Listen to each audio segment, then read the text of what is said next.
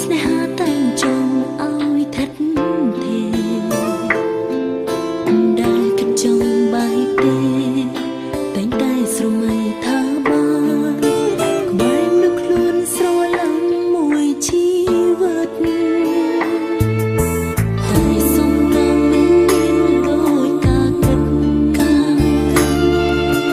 ការពិតខ្លះកើតឡើងដូចរឿងប្រ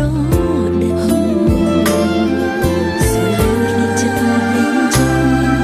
ស្អែកពិតតែមិនអាចជួបគ្នាเราព្យាយាមយ៉ាងណាក៏នៅតែបានរឿងរៀងយើងបានត្រឹមជាសង្សារយ៉ាងណាក៏មិនលើសពីដែរហើយជាយើងចង់ថែចង់ក្បែរហើយបានត្រឹមក្បែរគ្នាតែក្នុងពេលខ្លីស្រឡាញ់ខ្លាំងក៏ត្រឹមជាសង្សារសម្រាប់ការបានតែអ្នកដ